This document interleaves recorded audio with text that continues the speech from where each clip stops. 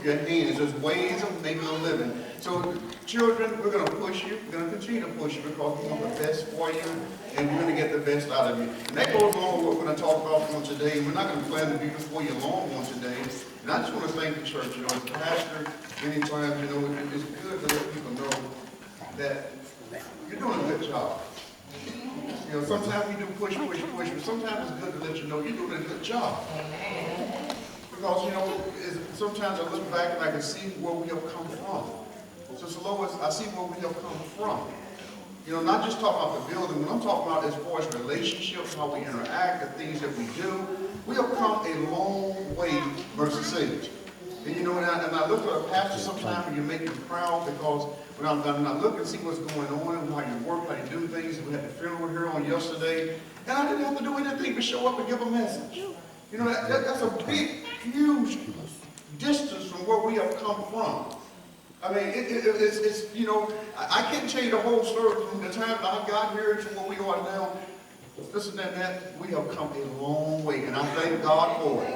I thank God for it. Because maybe your pastor can last a little bit longer. And most of all, people see the togetherness and the way you work together, and everybody's doing something. You know, no one has to take the lead, but everybody's doing something. Everybody doing something comes up to a great thing. It comes up to a whole lot. And Mercy Seat, I look and I said, when I came in, I can't remember what it was I said to Loretta. What was I saying to you yesterday? Yes, we do put on the table. There you go, I remember that. That's what it was. Because I came over on Friday, getting ready to set up the tables and chairs and everything, and I got in there and said, well, it's already done.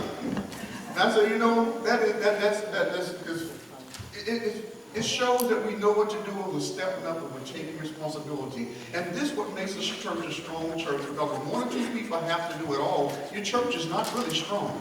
So thank God that you're doing it. Now look, Sister Merle, I want you to tell Stephanie, you know, I can't tell a difference in the service from today or from yesterday from when your husband was running the funeral home. The quality service that has been provided by Williams Funeral Home, it has not been the professionalism, the everything is still there. So I thank God for, you know, from every step of the way, everything is just so well, saints. You ought to applaud yourself. You know, and the thing is, too, is when we look at the church financially, and it's not a business meeting, but I just want to, you know, I think sometimes God wants to let you know, to pat yourself on the back, to let you know where you have come from, what you have done, what you've accomplished. I go into the classroom back there, and I just, you know, one day I was looking around, and I said, wait a minute, how did this happen? It looks like a real classroom, a real learning environment for our children, to the extent that they want to be in there. They like being in there. I was saying one Friday I was over, we were doing a wedding rehearsal, and I think it was 4 little girls came over from across the tracks, and they wanted to come. It was in the middle of the summer. It was Friday afternoon. Get that, you know, and all this other stuff going on, and they wanted to come in the church. They saw the cars, and they said, okay, there's something going on. We want to go in the church. And it kind of broke my heart that we didn't have anything for them to do, and that, you know, we just in rehearsing. And they asked, well, can we go in and we want to work on our crafts? And I said, well, you got to wait for Miss Cassell and Miss Cookie to get here, so I can let you do that. But the thing is, they wanted to be here. They desired to be in that classroom doing things. And so it's become a real learning environment for our children. And when you look in there, just stick your head in there, you see where we have come from. And saints, we don't diminish anything what anyone is doing. If it's just a little, if it's this much, all of it matters. Every bit of it matters. And we are still a work in progress. Trust me, saints, we haven't made it all. We haven't arrived. Mercy Seat is still a work in progress because, again, we want to show God. We want to be the example of what God is looking for in a church in these last days. We really do, saints. We don't want to just sit around our walls and say, oh, we got this and we got that. But in the end, we want to be about creating the best saving environment that we can. And I say saving environment because when people come in here, I want them to be able to feel the presence of God, the Spirit of God. I want them to come in and feel like they are loved, that they are cared about. We're not judging them. We're not pointing fingers at them. I want them to know that we care about everybody. It don't matter how you dress. It don't matter what color you are. It don't matter how much money you have. We just want to let people know that we love and care about you.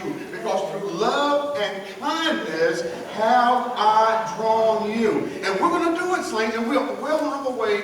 Amen. And we're doing a lot of the things that God wants us to do. And I thank God for it. And you know, and just because we've come a long way don't mean that we have to stop. We still got ways to go. Isn't that right, Sister Calvin? We still got some ways to go. And so we thank God that we see that we have things, we have gotten this far, we still got that far to go. So thank God for the saints. Pat yourself on the back for all your work. You know, I always talk about the ushers because you never notice them. You never notice them. That is the best thing, the best compliment you can give to an usher. Sister Rosemary, Brother Otis, that is the best. Sister I'm sorry to say Alfreda. I know Rosina, I always called her Alfreda. Sister Rosina, the best compliment is, you know, the usher is doing the best job when they're not noticed. Yet things are getting done, but you never notice it's getting done. So that means that they are doing an excellent, excellent job. So saints, from the front to the back. And Sister Brittany, thank you for taking the choir a couple of years back. Amen. And I still believe it's going to go further and further and further. And as we mentioned that, we're going to have some music here pretty soon. I just believe that in my heart. We're not going out trying to find anybody. What are we going to do? What are we going to do about the music? We're going to raise it up because it's already in the building. Somebody said it's already in the house. It's already in the house. Oh, yeah. So if you want to learn how to play the piano, my son David has found a way where he can do it on the internet. And guess what? The first two people that want to learn, we already allocated some funds. So we can, two people in the church can take music lessons by David. So we got to get people that committed now. You got to be committed to it. So if you want to do it, you talk to me after church. We're going to pay for the music lessons, so we don't have to go without. We don't have to play the songs on the iPad and all that stuff for too long. Amen. We're going to have people that can get there. They can get with the preacher. They can get with the choir. They can do it. And you never know. Remember now, you never know what you can do until you try it.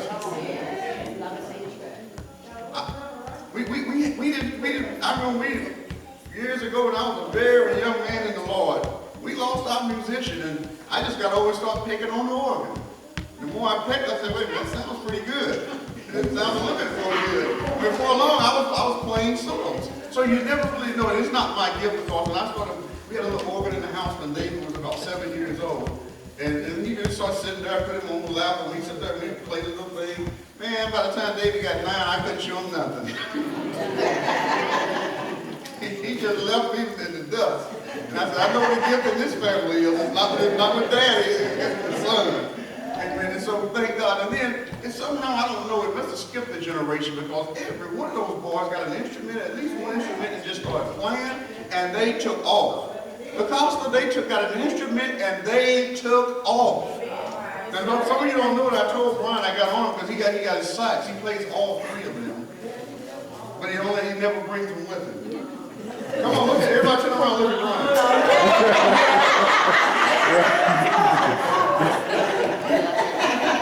They're looking at you now, Brian. So when he comes to church, that sax man, y'all can look at it before. But it's good that we have that kind of talent right here in our midst. And we even got some of our children that are in band in schools. I'm looking at one of them. Is she looking back? I don't want to call them names. Amen. Bring those instruments. You're not going to listen. We say we make a joyful noise. We may not think we're that good. But if you make a joyful noise unto the Lord, a joyful noise. You know, and I'll never forget one day, and we were sitting here, we were doing communion. Now, I remember when we was here in this church and the old church. We were doing communion, and we were singing the song, you know, what's the song we sing in communion? Let us drink wine together song, and I hear out of the corner of my ear, I hear, man, this melodious voice over here at the corner of my ear. And it kind of caught my attention. And I looked over, that was Nanette. Man, you better get in the choir. You better start singing. I said, my goodness, look what God has and look what God does, saints. I told you, God is going to do some things and he's going to use us in these last days. And we said at the funeral on yesterday, and that we don't put anyone down because the very person we put down is the very person that God will use. Sometimes we put limitations on people.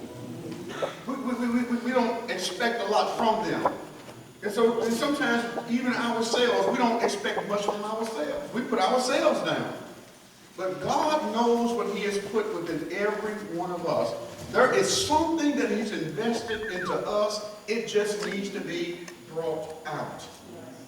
And as a pastor, I learned a long time ago, sometimes if we get us out of the way as pastors and begin to push people out there, you're going to get the best and you're going to get unexpected things out of them because God has put something in there that he is going to bless, he's going to develop, he's going to grow within you that you never actually knew was there. And I speak from experience because growing up, Sister Sandra, she in here, I got a glare. There she is, raise your hand. She knows because we were in school together. You're about the shyest person in the world when it comes. I didn't want to get in front of people and talk. That was the last thing that I wanted to do. In fact, remember those oral reports you had to give in school? Now, as long as they were written reports, I was fine. I was good with that. But when they had to come up with the oral reports, man, just shoot me, give me a 0, because I don't want to get up in front of the class and have to talk and talk. I just don't want to do that. Anybody know what I'm talking about over the mother? Yeah. My mother like that too. She don't like me getting up and talking in front of crowds, so maybe I inherited that. But I just didn't want to do it. There was something that I was very afraid of. I was terrified of it. But when I got saved and God began to, and he knew this all the time. I had no clue. But God knew all the time what he had called me to do, what he wanted me to do. And look what I'm involved in, standing in front of people and doing the very thing that I was terrified of doing. And so the thing is, if God can do it for me, and I don't think there was anybody that was shy of being the king of crowds. If he can do it for me, you never know what God has for you.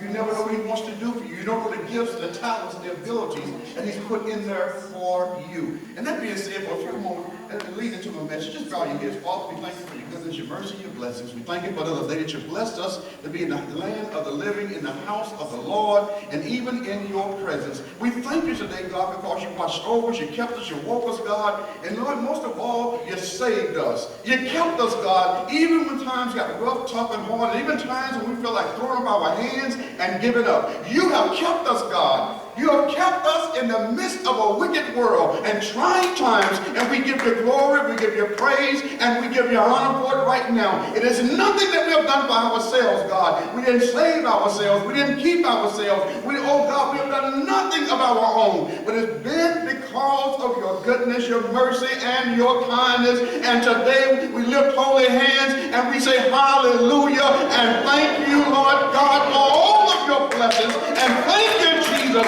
for loving us enough that you laid down your life that we might have a right to the tree of life, that we might have fellowship with the Father. We thank you today, Lord. You didn't have to do it, but you did. Oh, Father, and right now we ask you to come into our midst, God. Come into the midst of this service.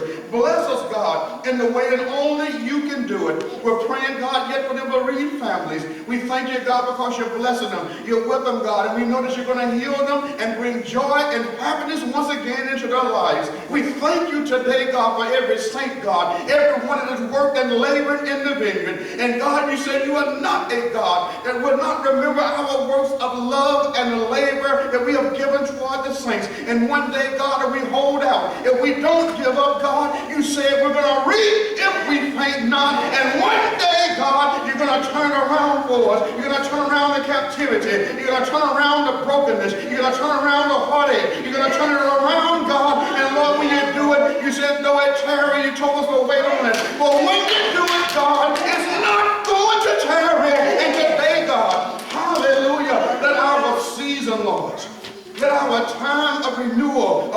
refreshing of blessings. Let it be now, God, in the name of Jesus. And when you do it, God, anoint us even the more. And we may go on our jobs, in our homes, and wherever we might be, God. Let us go forth, God, showing forth your praises and your glory. Hallelujah. In the name of Jesus.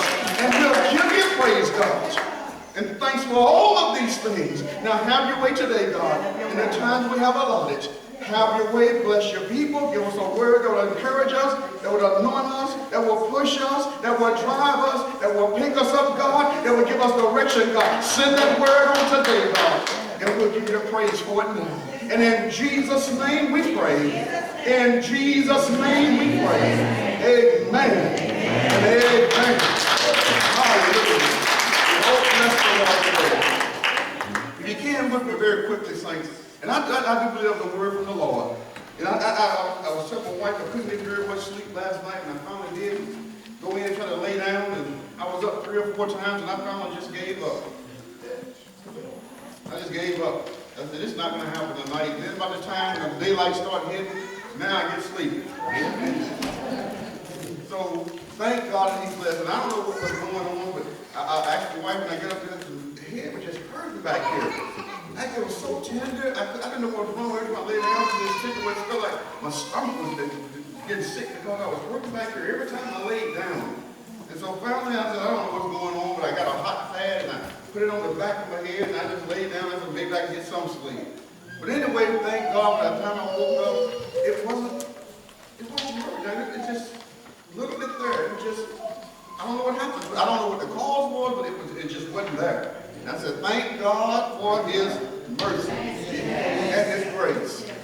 And so, but it gave me time also, saints, and you all don't know that sometimes as a pastor, we don't have a canned message. Some of us don't. We look for God to speak to us every single time that we go to bring a word. I don't believe in taking somebody else's message and trying to preach because it never works out. It never will. And so there's a fresh word. And God has given us a word today for the saints. And that is a word, just look at somebody and say, expectations. Look at somebody else and say, expectations.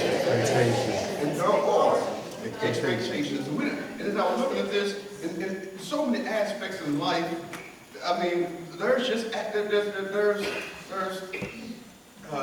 expectations that we have in almost everything. And we don't even know that we have expectations. But we do have expectations in everything. When you come to church, you ought to have some expectations. Did y'all know that? You don't come just because it's Sunday morning. And this is the thing that I do. But you ought to come to church with a purpose. You got to come to worship service with an expectation of the service, and we do. Whether we know it or not, we do expect something. We will come to church, we have an expectation of the preacher, of the word. We do have an expectation. Do anybody come today with an expectation? You may not even know what you're looking for, but you're looking for something, so you have some expectations. Yes.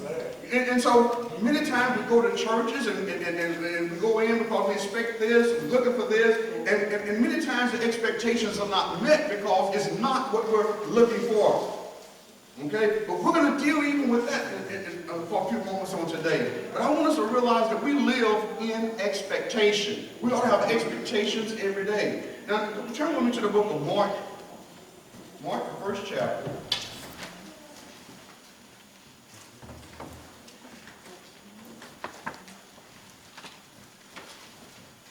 You have it, just say amen. Mark, the first chapter. And around verse 40,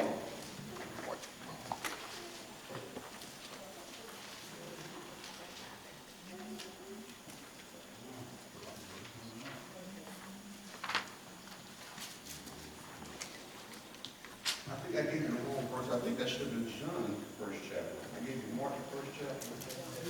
I think that should have been John. Oh, it's John.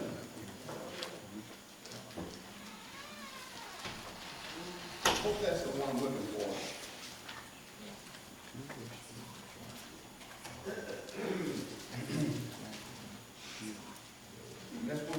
John chapter 1, verse 40.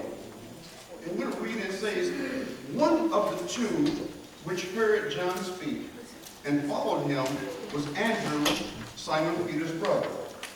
He first findeth his own brother Simon, and saith unto him, we have found the Messiah, which is being interpreted the Christ. And he brought him to Jesus, and when Jesus beheld him, he said, thou art Simon, the son of Jonah. Thou shalt be called Cephas, which is by interpretation a stone. The day following, Jesus would go forth into Galilee and findeth Philip, and saith unto him, follow me. Now Philip was of Bethsaida, the city of Andrew and Peter.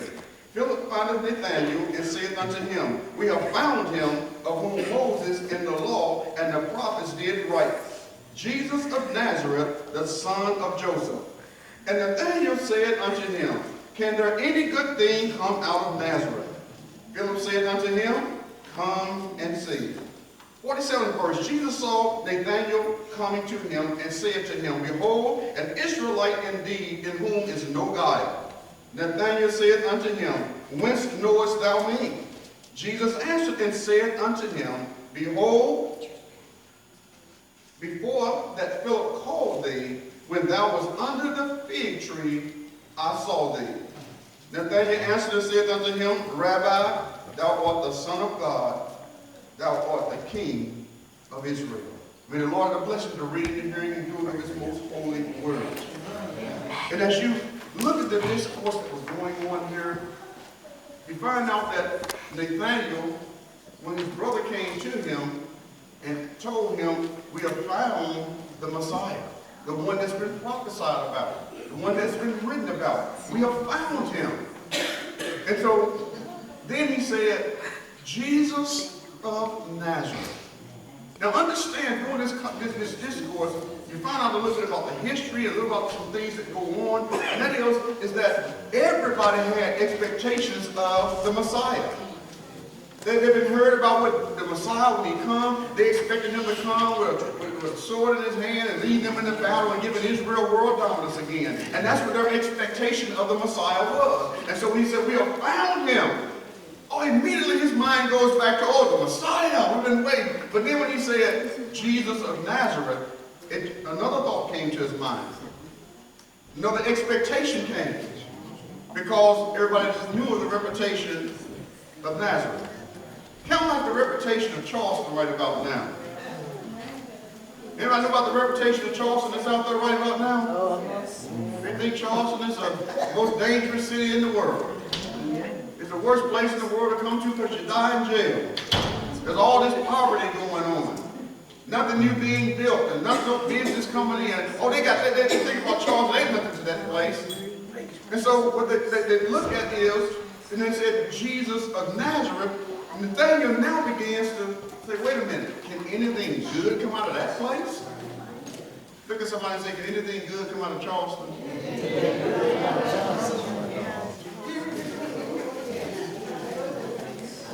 Oh, bunch of good that can come out of Charleston. There's a reputation. So his expectations were downgraded greatly when he told him it was Jesus of Nazareth. The expectations went down. Because for that very reason. But then when he got to Jesus, Nathanael came and Jesus saw him coming. He said, a man without any guile. A Nazarite indeed. A man with no guile. He said, well, how do you know me? Where did you meet me at? How do you know me? And Jesus said, before Andrew called you from the fig tree, or called you before you came, I saw you under the fig tree. Now we really get, how would he know that? How would he know that? So his expectations, by the time he got to Jesus, and Jesus talked to him just one little discourse, he said, my Lord and my King. You are. His expectations were exceeded because of what he met when he came. Now, also, it says, it talks about John the Baptist, when John the Baptist was out in the wilderness. And when he was out there in the wilderness, I'm getting where I want to kind of get that pretty quickly. But when John was out there in the wilderness, And they went out, and eventually John got beheaded, got killed, and they came to Jesus. They began to talk about John and how he died and everything else. And Jesus told them, "But what went you out to see? What did you go out into the wilderness? When you went out there looking for John, what were you looking for?" And Jesus began to explain to them who he was, who John was, John the Baptist was. But he asked them, what were you looking for when you went? They had some expectations of John. And some of them asked him, "Are you the Messiah?" He said, "No, I'm not the Messiah. I'm not the Christ." They asked him, "Are you one of the prophets?" "No, I'm not one of them. I'm just a voice blowing in the wind." He said, I'm not anything special," is what he was telling them.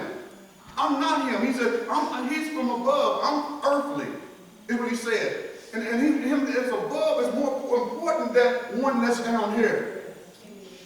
He understood who he was, but people had expectations upon him because of what they had heard, because of the work that he was doing. They had certain expectations. Oh, bless his name.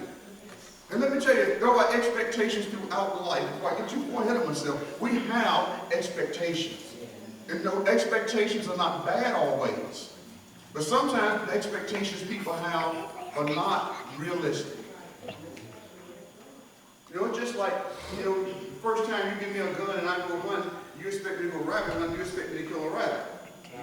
Oh, did you kill a rabbit the first time you went hunting? Why not? They couldn't hit it. It was unrealistic. You have to learn how to do it before you can do it. So coming back with 10 rabbits the first time you go hunt is an unrealistic expectation. Ministering for God and doing anything for God is unrealistic to think that, many pastors, you all know, they fail, they get depressed, they quit because their expectations that they have of themselves at the time it was unrealistic.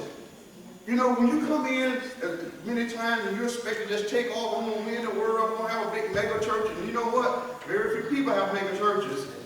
Realistically, it's not going to happen. So that we get down, we get depressed, we get out, down and out and everything because it does not happen. Sometimes we can't be like the next church, the next people. And so because our expectations are not realistic. Let me tell you, when it comes to finances, we have unrealistic expectations because, first of all, you can't spend beyond what you have to get what you want many times. So your expectations, the things that you want, they're not realistic. But we ought to have some expectations. When we get paid, I expect to be able to eat. I expect to be able to house to live in. I expect the electricity to be on. I expect to have a car payment that I can make so I can get to work. So some things you expect to have, but other things we just cannot put all those expectations out there unless we have the resources to get it or to do it. So we have unrealistic expectations many times, but also some expectations, things are really, really legitimate that are put upon us. I don't have time today, I'm just going to hit it and miss here. But when we talk about relationships, there are expectations in relationships. Expectations that a wife has or a husband has, those expectations, many times, we got to understand. Those expectations, some things should be. Women, understand this. You don't be expect a man to be faithful to you, to love you, to care for you, to take responsibility as a provider. Those are not unrealistic expectations. When you get into a marriage, a relationship, this is what you should expect. You shouldn't be expecting him to hit you upside the head. You should be expecting them to go out with the guys all night long, running here and there. You shouldn't be expecting that. They ought to be at home spending time with you at home. Or spending time going to school or going to work. But we have our expectations nowadays with our younger population, it has been turned all the way around. Let me tell you something else, women. You don't take care of a man. Somebody repeat it after me. You don't take care of a man.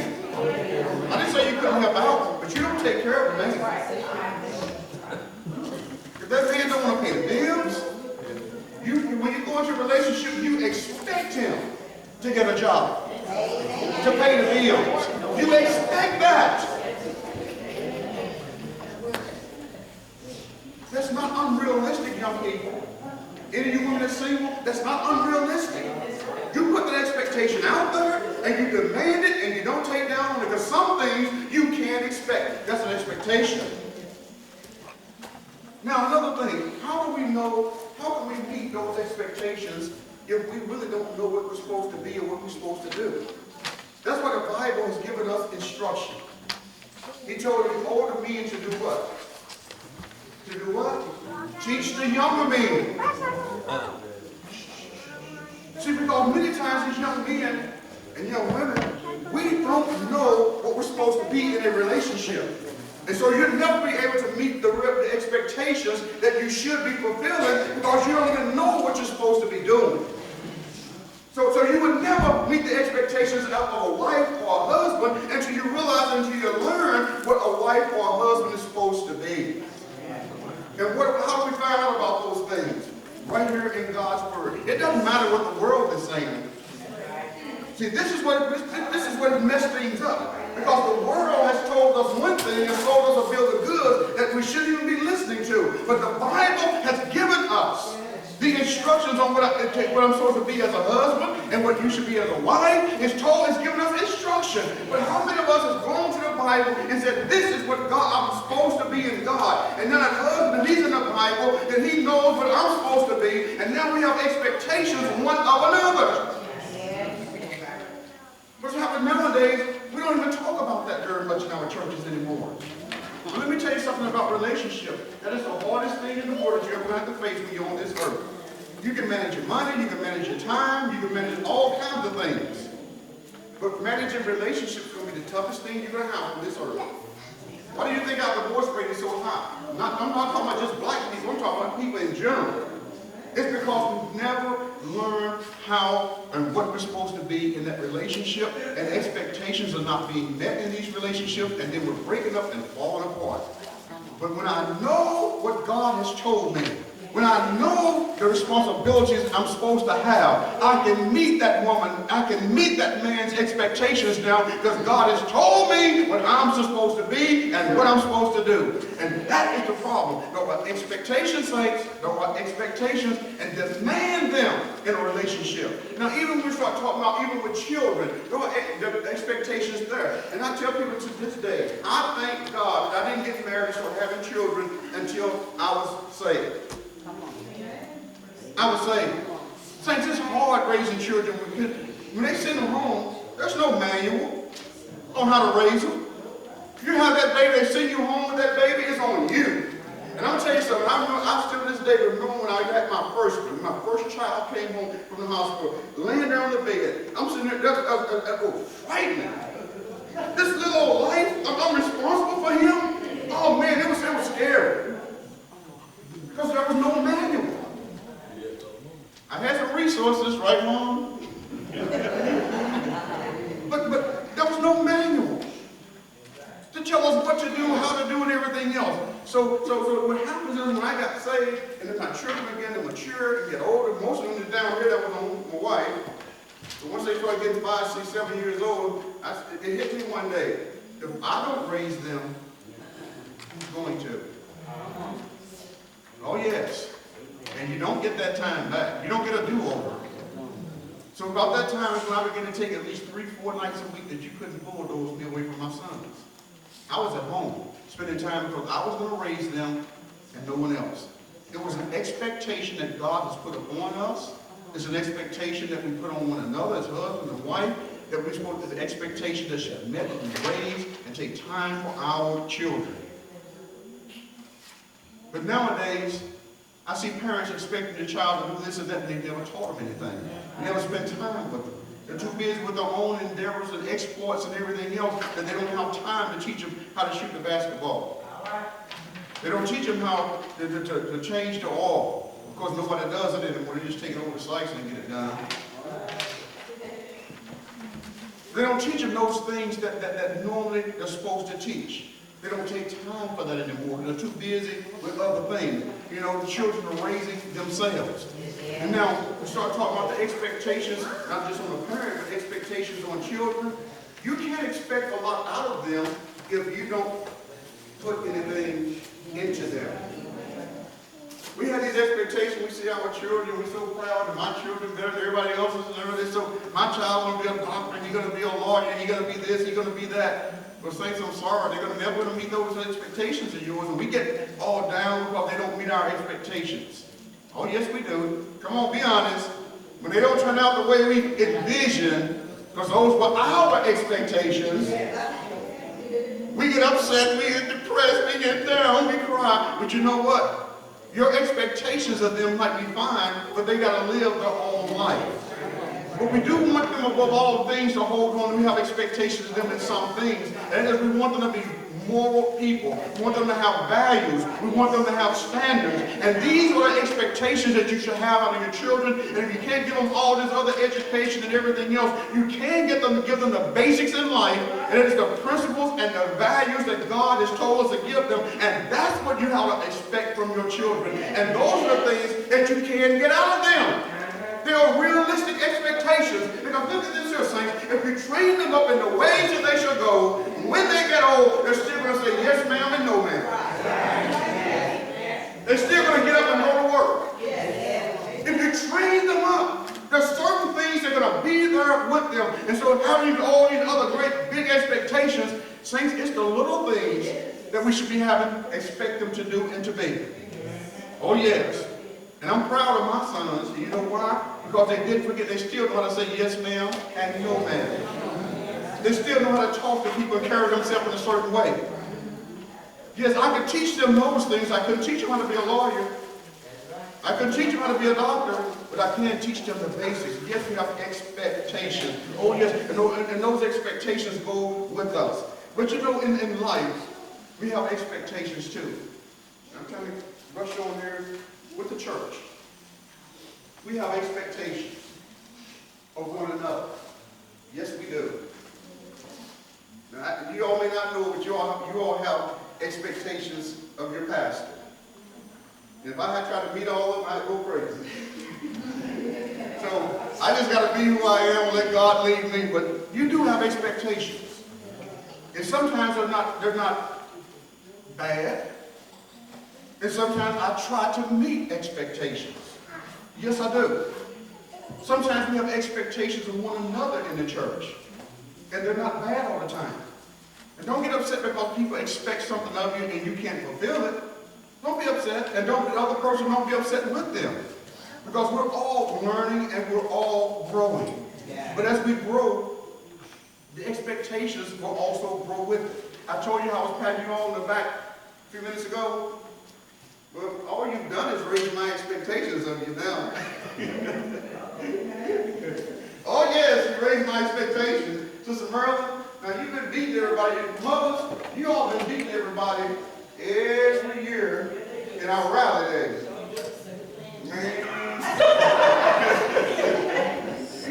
Mothers, some of us coming for you this year. You better work harder. We're coming for you.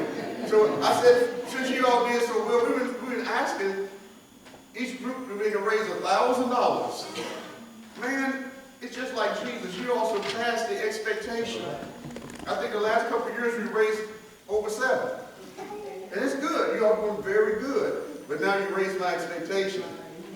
So now instead of asking every group for 6,000, can we do 1,500? Brian, our group, we're going to do 1,500. We're going to do about 3. Come on. Come on.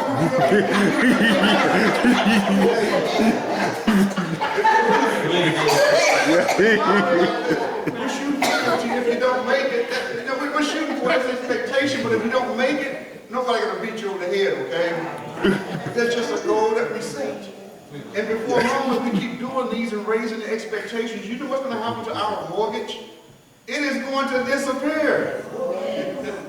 So thank God for you. But expectations are good in some ways, saints. They are very good. And many times, even of ourselves, we have expectations for ourselves. Just make sure they're realistic expectations. Just make sure they're realistic. Because if they're not, you can shoot for the stars, okay?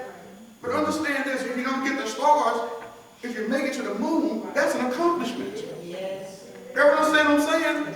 You didn't get to the stars, but you got to the moon. And that's about 250,000 miles from where you actually started. So you've come a long way from where you were. So expectations are not bad. They have to drive us. They have to keep us focused. They have to get us on the right road all the time. So expectations are good. But again, we should expect more from ourselves than we should from anyone else. Amen.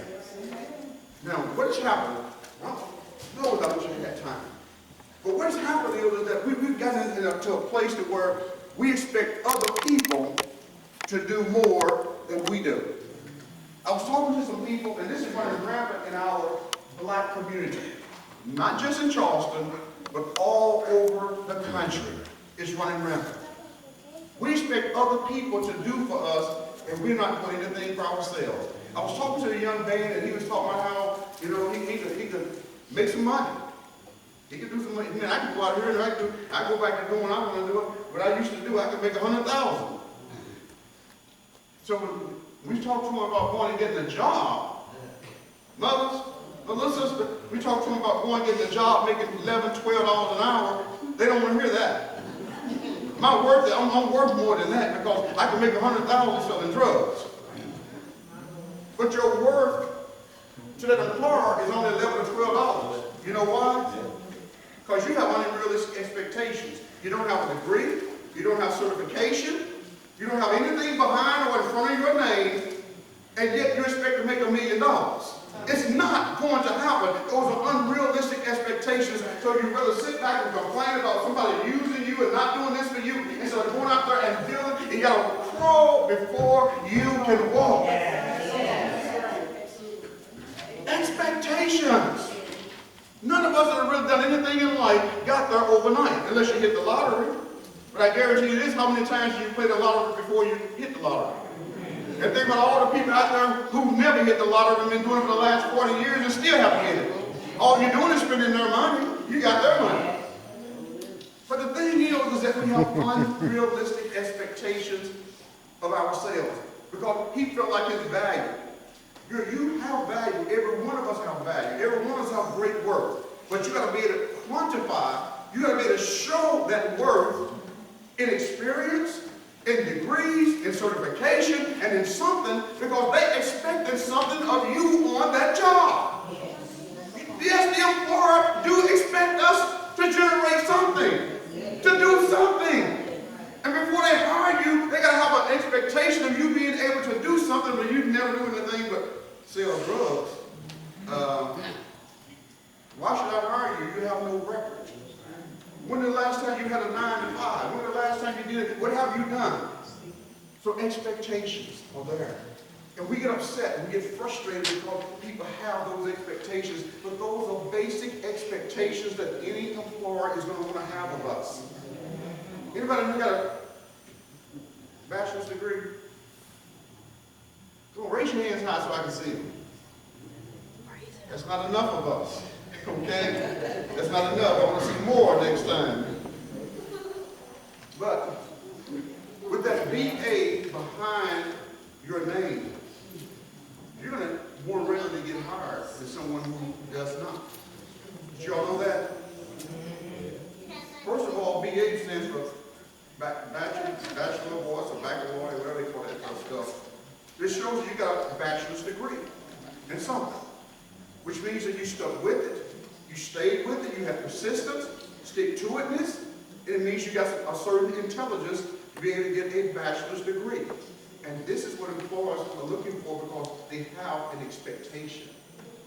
I heard one young kid told me a few years back, I don't want to work that job, that's a manual labor job. Anybody heard the young people say that? Yeah. Well, raise your hand if you heard young people say that. They're not going to work a manual labor job. Their expectations and the employer's expectations are different here. Because you're saying, I'm too good for that. I'm not going to work a manual labor job.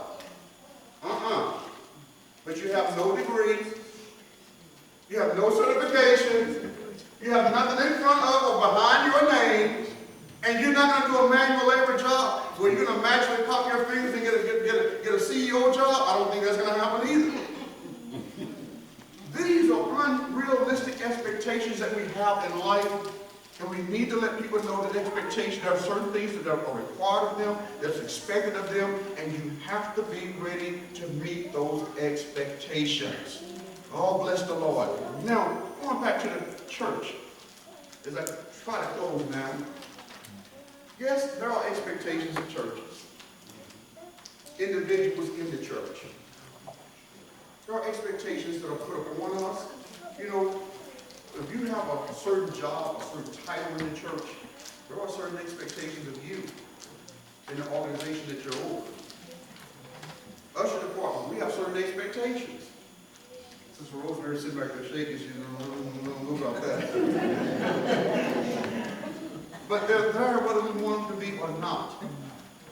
But no matter who you are, the youth department, choir, whatever, there are expectations that are put upon us. The saints, don't shrink from the expectation.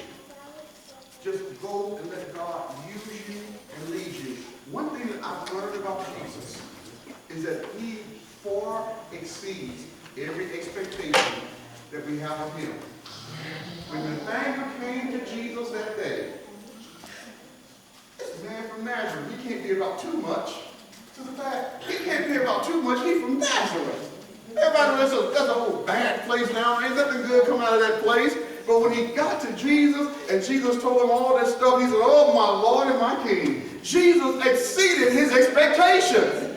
It's something that is going to happen every single time when you get with Jesus. He's going to exceed your expectations. How do I know this? Because the Bible says he can do exceeding abundantly above all that you can ask or even think. If I can think it, he can go beyond it. He's always going to exceed my expectations. Now let me tell you the reason you don't get much from the Lord is because you don't expect much from him. You got to expect God to do it. You got to know that he can do it. When you expect it to happen, it can and will happen. But you got to expect it. Now, I don't expect this down here, something that I can do. Oh, I'm going to do it. But there come times in life when you need God to work for you, to do for you, to go before you or whatever. You need God. And you know what? And when you stretch out and say, I'm looking to God and I expect my miracle. I expect it to happen. You know what? Now you're putting your expectations up here. And God will go up there and then he'll go beyond it, even up there. God is able to meet every expectation that we have. And sometimes we're living beneath our privileges because we don't expect God to do it. How many expect God to sit on last week? How many expect God to turn it around? See, do you expect God to turn it around? And I want you to just say that now. Because I'm believing with you. If you believe it on today, because the Bible said, your faith. But you got mine with you now. So you're expecting it? Or you're expecting it?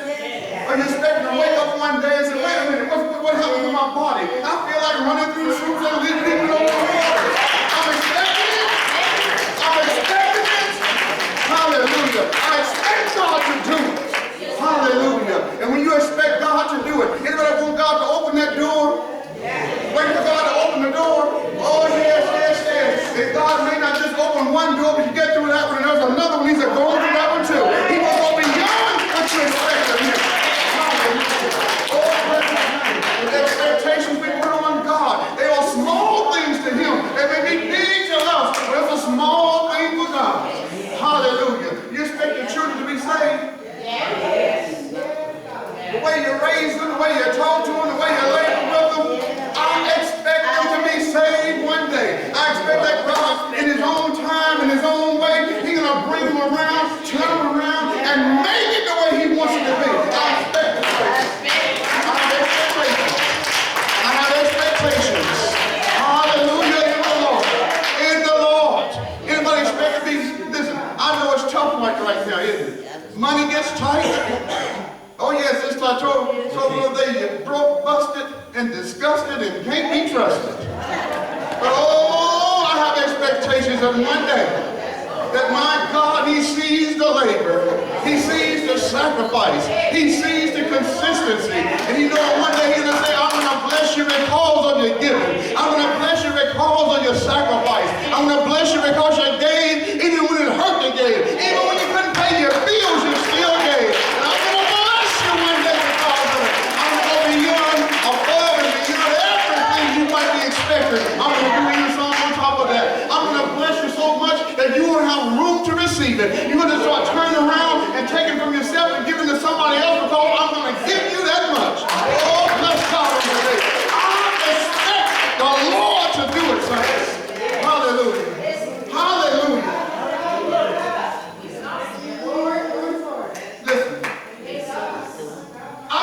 not be 18 anymore. And I know the next time I see 18, the Lord bless it to be 118. I don't have the youth and the vibrancy that I used to have. Oh, no. We don't have some of us those saints. But you know what? I expect the Lord to make me sufficient for every task.